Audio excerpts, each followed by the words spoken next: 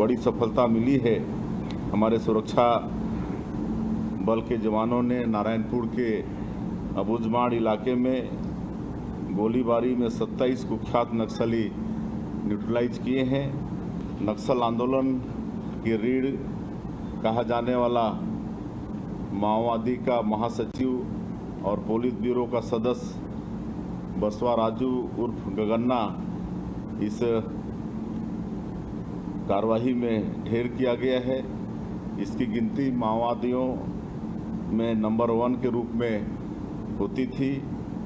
ये बसवा राजू उर्फ गगन्ना 3.25 करोड़ रुपए का इनामी था। इसमें छत्तीसगढ़ सरकार द्वारा 1 करोड़, गृह मंत्रालय भारत सरकार द्वारा 1 करोड़, NIA द्वारा 50 लाख, आंध्र प्रदेश सरकार द्वारा 25 लाख और उड़ीसा सरकार द्वारा 25 लाख का इनाम घोषित था। बहुत बड़ी सफलता है और इससे निश्चित रूप से नक्सलवाद को एक बड़ा झटका लगा है। नक्सलवाद का कमर टूटा है और इसके लिए मैं अपने सुरक्षा बल के जवानों का स्वर और साहस को प्रणाम करता हूं। उन पर हमको गर्व है। शुरू से ही नक्सलियों को आह्वान करते रहे कि आप हिंसा छोड़िए, गोलीबारी की ये भाषा छोड़िए, विकास की मुख्यधारा से जुड़िए। आपके साथ सरकार न्याय करेगी, आप लोगों को अच्छा पुनर्वास देंगे और इसका परिणाम भी सामने आया है। काफ़ी संख्या में, सैकड़ों की संख्या में नक्सली आत्मसमर्पण भी किए हैं और उनके लिए सरकार के तरफ से अच्छे काम हो रहे हैं। उनको स्किलिंग करा रहे हैं ताकि आगे उनका आजीविका ठीक से चले। उनके बच्चों को नौकरी देने का भी काम कर रहे हैं। कोई इनामी नक्सली अगर सरेंडर करता है तो उसको शहरी क्षेत्र में 4 डिसमिल और ग्रामीण क्षेत्र में 1 हेक्टर कृषि जमीन देने का भी हमारे पुनर्वास नीति में व्यवस्था है। और बस्तर ओलंपिक का सफलतापूर्वक संपन्न होना, बस्तर पंडुम का सफलतापूर्वक संपन्न होना, इसमें अब 1,65,000 आपके बस्तर ओलंपिक में पंजीयन हुआ, शामिल हुए। बस्तर पंडुप में भी 47,000 लोग शामिल हुए। तो ये सब प्रमाण है कि उस क्षेत्र के लोग अब नक्सलवाद से मुक्ति चाहते हैं और विकास की मुख्यधारा से जुड़ना चाहते हैं। और अब ये नक्सली बहुत छोटे क्षेत्र में सिमट के रह गए हैं और जिस तरह से हमारे जवान लड़ रहे हैं, मुझे पूरा विश्वास है कि नक्सलवाद अंतिम सांसें गिन रहा है और हमारे माननीय प्रधानमंत्री जी और माननीय गृह मंत्री जी का जो संकल्प है वो अवश्य पूरा होगा।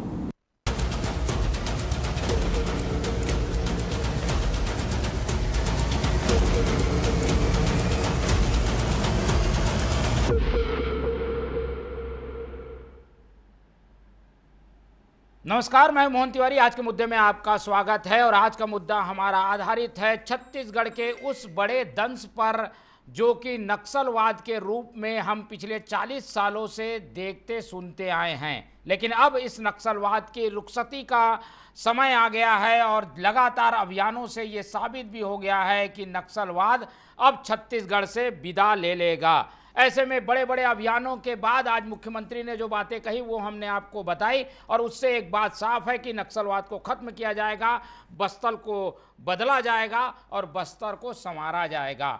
तो नक्सलवाद के खात्मे के लिए जो इच्छा शक्ति की ज़रूरत थी उसे केंद्र और राज्य ने आपसी तालमेल से काफ़ी बेहतर ढंग से पूरा किया है और अब जब नक्सलवाद ख़त्म हो रहा है तो विकास छत्तीसगढ़ के बस्तर में पहुंचेगा, ये उम्मीद है। इसी पर आज चर्चा करेंगे। पहले मिल लेते उन मेहमानों से जो इस चर्चा में हमारे साथ रहेंगे। हम बहुत स्वागत करेंगे। हमारे साथ मौजूद हैं हमारे स्टूडियो में इस पूरे मामले का राजनीतिक विश्लेषण शेयर करने के लिए वरिष्ठ पत्रकार और राजनीतिक विश्लेषक अनिल पुसतकर जी, बहुत स्वागत है आपका। हमारे साथ कांग्रेस का पक्ष रखने के लिए जुड़ रहे हैं रवि गवलानी जी, बहुत स्वागत है आपका। और बीजेपी का पक्ष रखेंगे हमारे साथ बीजेपी के वरिष्ठ नेता जुड़ेंगे अशोक बजाज जी, बहुत स्वागत करेंगे उनका भी।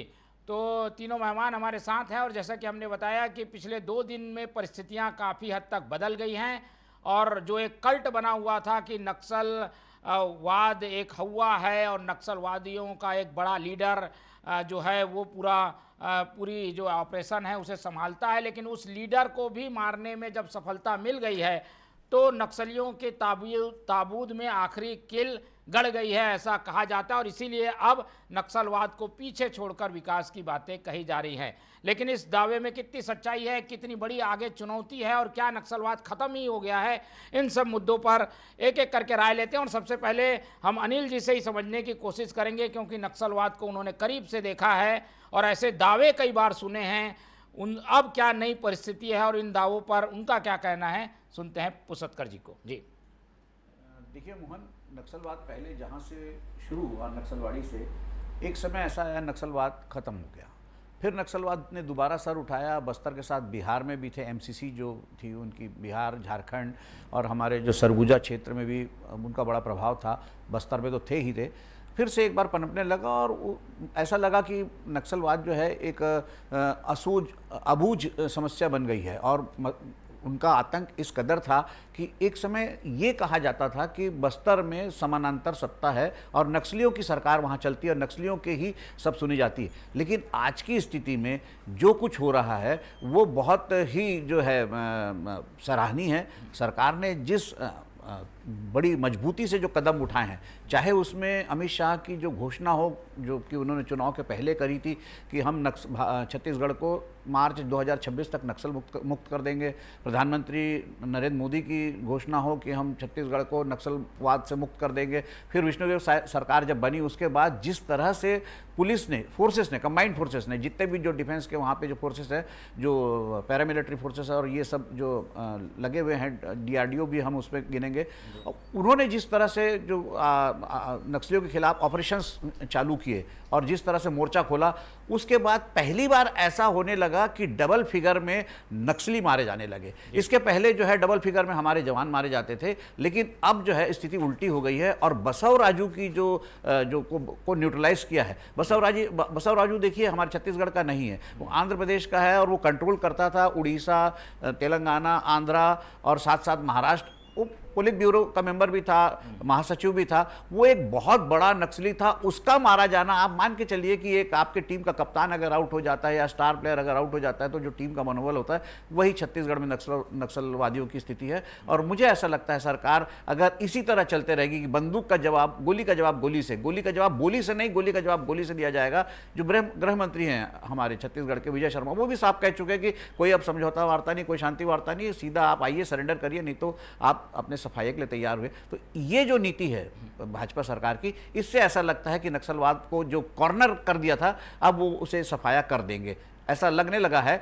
उम्मीद जगी है एक। और देखिए अभी आने वाला समय बरसात का है। बरसात में जो है एंटी नक्सल ऑपरेशन बहुत कठिन हो जाता है, क्योंकि बरसात नक्सलियों के लिए बहुत अच्छा समय होता है मूवमेंट के लिए, हमारे जवानों के लिए नहीं होता। तो उससे पहले जिस तरह से जो मूवमेंट हो रहे हैं, जो ऑपरेशंस हो रहे हैं, जो डबल फिगर में नक्सलियों को न्यूट्रलाइज कर रही सरकार, वो तारीफ़ काबिल है। और इस मामले में चाहे हमारी छत्तीसगढ़ सरकार की कहिए, चाहे हमारे जो जवान हैं वहाँ जो एंटी नक्सल मूवमेंट ऑपरेशन में लगे हैं उनकी कहिए, चाहे केंद्र सरकार की कहिए, तारीफ तो करना पड़ेगा। जी बिल्कुल। लेकिन कहा जाता है कि क्योंकि लीडरशिप लंबी होती है तो एक लीडर मरने के बाद क्या नक्सलवाद हिल जाएगा, कोई नया लीडर नहीं आ जाएगा, इसकी क्या आशंका है?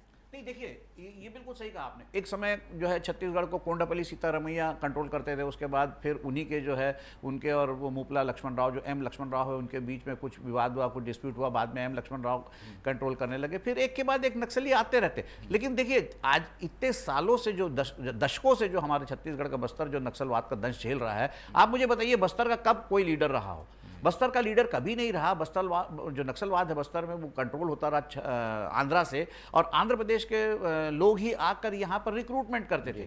एक समय ऐसा था कि बस्तर से उनको रिक्रूटमेंट में लोग मिल जाते थे, लेकिन अब अभी जिस हिसाब से जो देखा जा रहा है कि जो नक्सली न्यूट्रलाइज हो रहे हैं, नक्सलियों के खिलाफ एंटी ऑपरेशन मूवमेंट्स हो रहे हैं, तो एक भय और साहस जो है संक्रामक रोग है। पहले नक्सलियों का भय था तो लोग डर के उनके साथ चले जाते थे, अब जो है पुलिस जो है नक्सलियों पर हावी है, तो अब लोगों में संचार लोगों में साहस का संचार हुआ है और लोग अब नक्सलियों की तरह नहीं जा रहे हैं, उनको रिक्रूटमेंट में आदमी नहीं मिल रहे हैं, इसलिए आज बसव राजू जैसे बड़े लीडर को आज यहाँ आना पड़ा। और सबसे महत्वपूर्ण बात जो है, ये विष्णुदेव सरकार जो है लोकल सपोर्ट जो है नक्सलियों का वो काटने में सफल रही, इसलिए आज हमारा इंफॉर्मेशन जो नेटवर्क है वो पुलिस का नेटवर्क जो है अपना सूचनाओं का जो तंत्र है वो आज ज़्यादा मजबूत है बनिस्बत नक्सलियों के। वरना नक्सलियों को पुलिस के मूवमेंट की खबर मिल जाती थी और वो घात लगाकर हमला करते थे। आज जो है स्थिति उल्टी हो गई, आज पुलिस को नक्सलियों की मूवमेंट की खबर मिल जाती है, उनका सूचना तंत्र मजबूत हुआ है, लोगों का भरोसा जो है वो नक्सलियों से ज़्यादा पुलिस पर हुआ, इसलिए ये स्थिति आई है और ये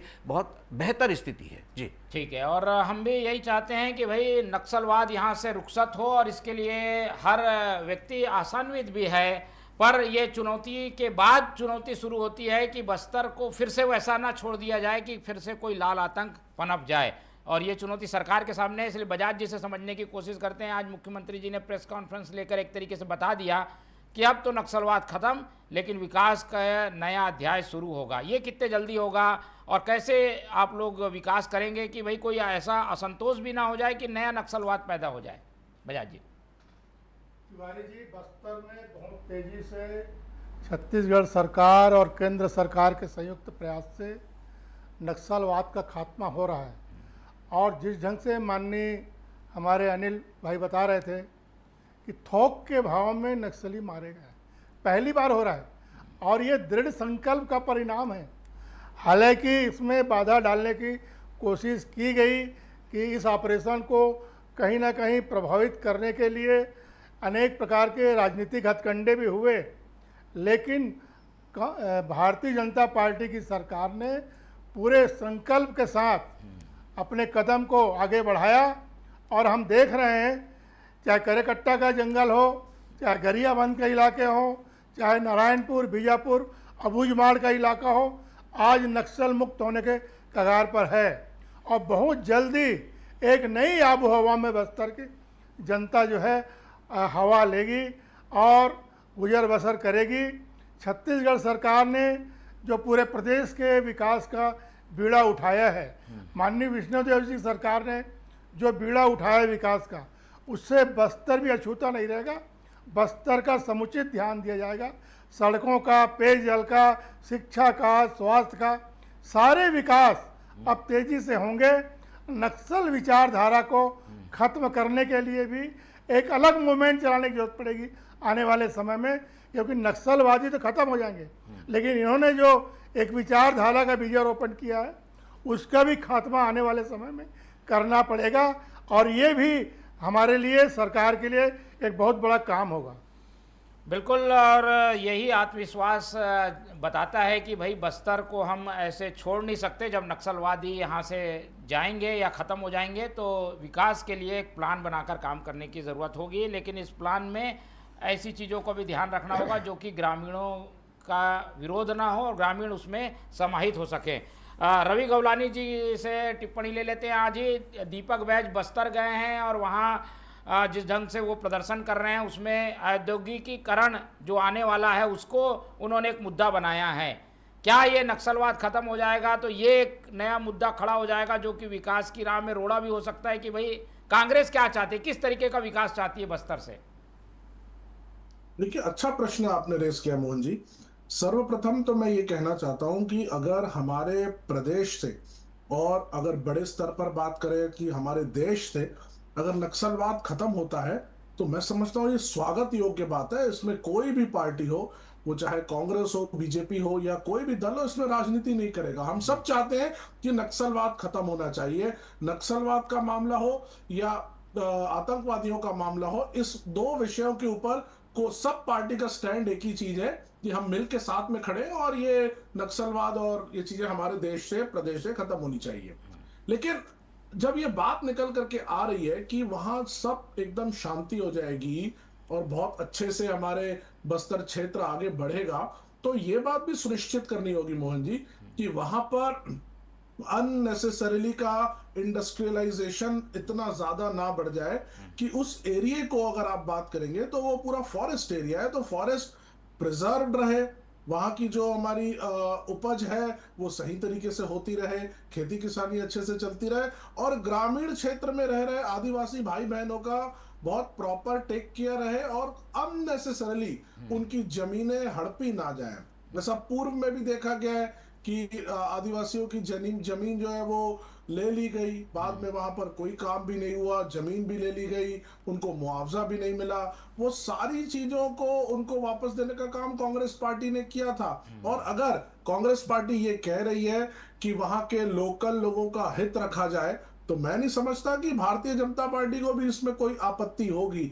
हर व्यक्ति चाहता है बस्तर का विकास हो, हर व्यक्ति चाहता है कि आदिवासियों का हित रखा जाए, हर व्यक्ति चाहता है कि भय मुक्त वातावरण में हमारे युवा बढ़े। और जिस तरीके से अभी अनिल पुसत्कर जी ने बताया कि कैसे नक्सलवाद पनपा, कैसे शुरू हुआ, फिर खत्म हुआ और बाद में आगे बढ़ा, और ये भी देखा गया कि बस्तर में कभी भी ये नहीं रहा कि वहां का कोई लोकल लीडर रहा हो। हर बार दूसरे राज्यों के लीडर जो है वही बस्तर में आकर के कंट्रोल करते रहे हैं। तो हम सब चाहते हैं कि बस्तर जो है वो नक्सल मुक्त हो, और एक जो प्रॉपर विकास होना चाहिए, जैसे स्कूल खुलने चाहिए, वहां के लोगों को शिक्षा मिलनी चाहिए। गांव में रह रहे लोग जो हैं वो लोग खेती किसानी पर निर्भर होते हैं, तो उनकी खेती किसानी की सही आय उनको मिले, जो वो वहां उपज निकल करके आ रही है। जैसे बस्तर कॉफी हो रही है और वहां पे बहुत सारे खनिज है, बहुत सारी संपदा है, तो उसका सही तरीके से इस्तेमाल हो और प्रॉपर वहां के लोगों का विकास हो। इस तरह से ना हो कि वहां से एक तो नक्सलवाद हट जाए और पता चला वहां के लोकल लोगों को भी दरकिनार करके वो सारी चीजें देश की बाहर की कुछ कंपनियां हैं या जो इंटरनेशनल लेवल पर काम कर रही है उनको दे दी जाए, जिनको छत्तीसगढ़ की मिट्टी से ना तो कोई मोहब्बत होगी, जिनको वहां के लोकल आदिवासियों भाई बहनों से ना कोई प्यार होगा, वो सिर्फ प्रॉफिट मेकिंग में आएंगी। वैसा काम भी नहीं अनिल होना जी से चाहिए। समझ मोदी, लेते हैं। एक अनिल बैलेंस्ड जी, अपनाया जाना क्या चाहिए। कुछ ध्यान रखने की जरूरत है, क्योंकि नक्सलवाद को तो कोई पसंद नहीं करता, लेकिन कहीं ना कहीं कुछ ऐसे मुद्दे हो जाते हैं जो कि नक्सलवादियों को पनपने के लिए रास्ता बन जाते हैं। ऐसे क्या चीजें हैं जिनको ध्यान रखने की जरूरत है? देखिए अच्छा अनिल जी से अनिल जी से पूछ रहे हैं, ठीक है जी, ठीक है। देखिए मोहन, आपका सवाल बहुत महत्वपूर्ण है और इसी सवाल में छिपा है बस्तर में नक्सलवाद के पनपने का कारण। पहले दो थ्योरीज थी। पहले ये कहा जा रहा, आज़ादी के बाद ये कहा जाता रहा कि जो आदिवासी है उसको उसके मूल स्वरूप में रखा जाए, उनकी जो परंपराएं हैं, उनकी जो रीति है, जो उनके रिवाज है, उसे छेड़छाड़ ना की जाए। और एक समय तक तो ऐसा था कि आप जो है अबूझ बाड़ में कैमरे के साथ जा नहीं सकते थे। आपको अबूझ बाड़ में भी जाना था तो आपको कलेक्टर से परमिशन लेनी होती थी। ये तक पाबंदियां लगी हुई थी। और फिर एक नई दूसरी जो धारणा आई उसमें कहा गया था कि भाई आदिवासी क्यों विकास की दौड़ से पिछड़ा रहे, आदिवासी को भी मुख्य धारा से जोड़ना चाहिए, आदिवासियों को भी विकास की दौड़ से जोड़ना चाहिए। तो जो पहली धारणा थी, जब आदिवासी को मूल स्वरूप में रखने की कोशिश की गई, उसी समय जो है नक्सलवाद वहां पनपा। उन्होंने बताया कि आपका शोषण हो रहा है, और वो जो भ्रम था उस भ्रम को नक्सलियों ने अच्छे से भुनाया और नक्सलवाद देखिए आप इतना पनपा कि अविभाजित मध्य प्रदेश में बालाघाट और मंडला तक था। बालाघाट में जो है उस समय के तत्कालीन जो परिवहन मंत्री थे लिखीराम कावरे, उनको घर से निकाल के गांव में सबके सामने पूरे गांव को जगाकर नक्सलियों ने गला रेत के मार डाला। मंत्री थे वो, कोई पूर्व मंत्री नहीं, मंत्री। तो ये स्थिति नक्सलवाद की वहां बनी। अब आपको आज फिर देखना पड़ेगा कि आप विकास के किस रास्ते पे जा रहे हैं। देखिए बस्तर जो है वो, बस्तर क्या हमारा पूरा छत्तीसगढ़ है जो रत्न गर्भा वसुंधरा है, यहाँ रत्नों की कोई कमी नहीं। आप यही बता दीजिए गरियाबंद में और जो देवभोग और मैनपुर में जो है, जो जिस एलेक्जेंड्राइट और डायमंड की बात करते हैं वो है कहाँ। और आप देखिए जितने खनिज हैं वो डिपॉजिट होते हैं वो जंगलों में ही होते हैं, जनरली जंगलों के नीचे में होते हैं। फॉरेस्ट का क्लियरेंस लगता है और बिना फॉरेस्ट के क्लियरेंस के कोई इंडस्ट्री लगती नहीं। अब सवाल ये उठता है कि आप अगर विकास करेंगे तो विकास के लिए सिर्फ इंडस्ट्रियलाइजेशन ही जरूरी नहीं है।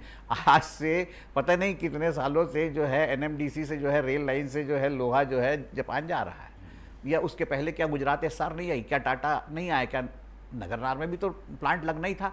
तो आप विकास करिए। ठीक है, रवि वालानी का जो है जो उनका विचार है वो सही है कि भाई बस्तर में अंधाधुंध कटाई नहीं होनी चाहिए। बस्तर का स्वाभाविक स्वरूप है जो हरा भरा बस्तर है वो हरा भरा ही रहना चाहिए वो। लेकिन सबसे महत्वपूर्ण तो यह है हरा भरा बस्तर जो खून से जो लाल हो गया था चाहे आदिवासियों के खून से हो, चाहे निर्दोष नागरिकों के खून से हो, चाहे नक्सलियों के खून से हो, चाहे हमारे जवानों के खून से, वो लाल तो ना रहे, वो हरा तो हो जाए। सबसे पहले यह है कि वो नक्सल मुक्त तो हो जाए। उसके बाद विकास की दिशाएं तो अपने आप, देखिए विकास तो स्वाभाविक प्रक्रिया है, मनुष्य की स्वाभाविक प्रक्रिया है। अगर वहां से नक्सलवाद खत्म होता है तो वहां का नागरिक खुद ही मांगेगा। और दूसरी बात, विकास से उनको वंचित रखा किसने? सबसे महत्वपूर्ण सवाल है, विकास से वंचित रखा किसने? बस्तर के आदिवासियों को नक्सली यही कहते थे, आपको विकास से नक्सली ये कहते थे, विकास से आपको वंचित रखा जा रहा है। और नक्सली ही सबसे पहले सड़क बनाने के विरोधी थे।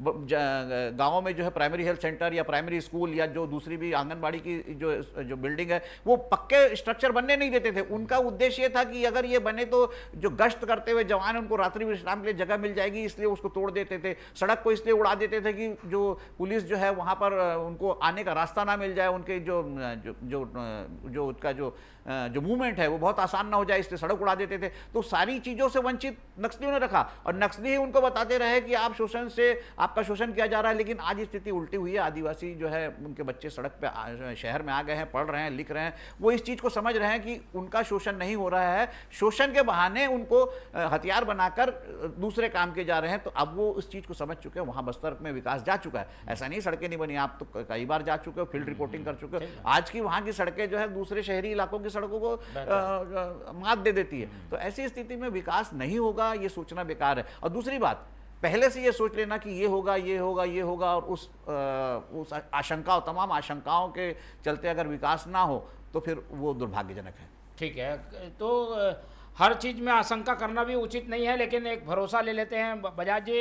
ये भी बात है कि औद्योगिकरण के नाम पर कुछ खास लोगों को फ़ायदा पहुंचाने के लिए सारी चीज़ें हो रही है, ये कांग्रेस कह रही है बार बार, और यही चीज़ें अब हमें राजनीतिक रूप से देखने को मिलेंगी। खास तौर पर जब नक्सली चले जाएंगे तो इस तरीके की बातों का विरोध सहना पड़ेगा आप लोगों को।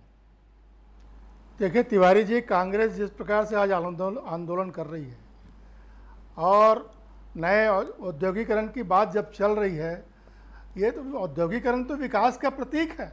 लोगों को रोजगार मिलेगा, प्रत्यक्ष रोजगार मिलेगा, अप्रत्यक्ष रोजगार मिलेगा, विकास होगा, लोगों की सोच बदलेगी।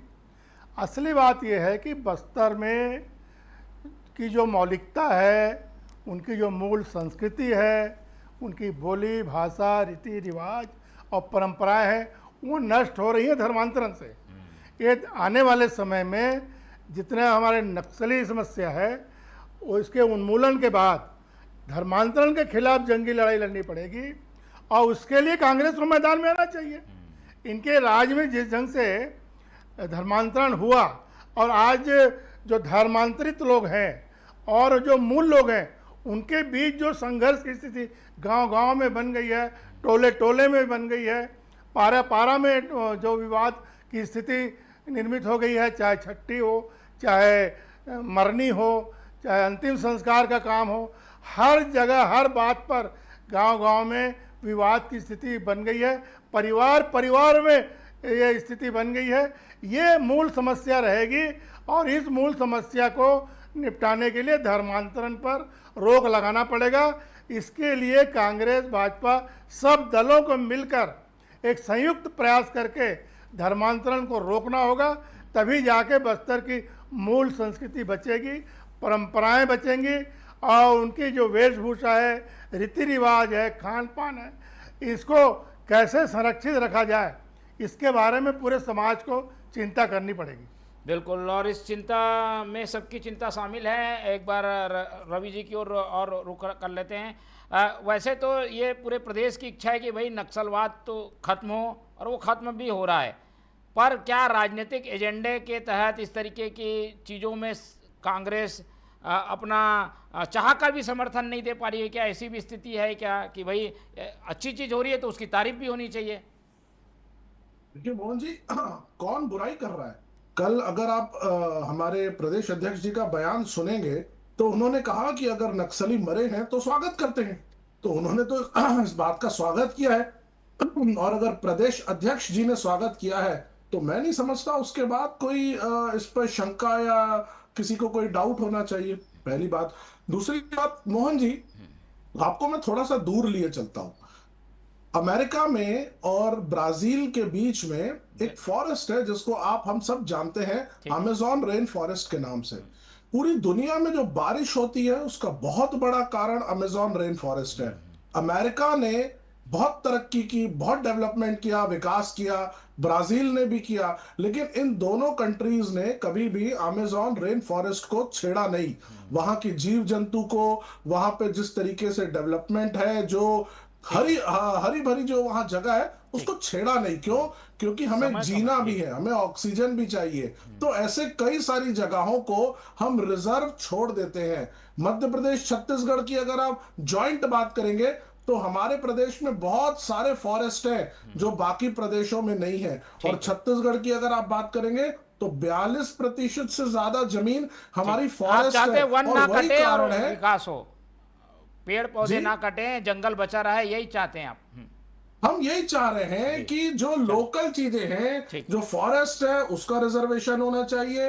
अगर औद्योगिकरण हो रहा है तो ऐसा औद्योगिकरण ना रहे कि विदेशी कंपनी को दे दिया जाए जिसका मकसद सिर्फ प्रॉफिट अर्न करना हो, जिसको छत्तीसगढ़ के लोकल लोगों से, आदिवासियों से, जिसका कोई हित ना हो। ठीक है और बजाज जी, लोकल बजाज जी, जो 30 वहाँ सेकंड है, आदिवासी ज्यादा भाई बहन हैं, आश्वासन उनकी तो दे चीजों का दीजिए कम से संरक्षण कम। होना चाहिए। ऐसी बात चीजें ना हो सिंपल है। जिससे कि जंगल बर्बाद हो जाए। वैसे ये संभव नहीं है, पर आप कुछ इस पर बोलिए जरूर। बजाज जी, अशोक बजाज जी। जी नहीं, देखिए बस्तर के जंगलों को, जो पूरा बस्तर इलाका वनाच्छादित है, बस्तर से लगे हुए जो हमारे कुछ ज़िले हैं, चाहे मानपुर मोहला हो, बालोद ज़िले के हिस्से हैं, अपने गरियाबंद ज़िले के हिस्से हैं, धमतरी ज़िले का हिस्सा नगरी सिहावा, ये सब वनाच्छादित इलाका है। और इन के वनों को या पर्यावरण की रक्षा के लिए सरकार पूरी तरह दृढ़ संकल्प है। जल संरक्षण, वन संरक्षण, खनिज संरक्षण की चिंता सरकार कर रही है। विष्णुदेव सरकार मोदी की गारंटी के आधार पर चलिए काम ठीक कर है, रही हम उम्मीद करते हैं कि ऐसी चीज़ें ना हो कि जंगल बर्बाद हो जाएं और नक्सली तो चले गए लेकिन हमारा बस्तर जो है वो उजड़ जाए। इसीलिए हम कह रहे हैं कि बस्तर बदले जरूर, पर इस तरीके से सवरे जैसा कि बस्तर अभी मौजूद हैं। आज समय कम है, इसलिए चर्चा को हम यहीं खत्म करेंगे। इस पूरी चर्चा में हमारे साथ अशोक बजाज जी जुड़े, उनका बहुत धन्यवाद। अनिल पुसतकर जी ने समय दिया, उनका धन्यवाद। और रवि गौलानी जी हमारे साथ बने रहे, उनका बहुत बहुत धन्यवाद। तो तीनों मेहमानों को धन्यवाद कहते हुए आज की ये चर्चा ही खत्म करते हैं और आप लोग से रखते हैं उम्मीद कि आप लोग देखते रहेंगे TV24। रखें अपना बहुत ख्याल। नमस्कार।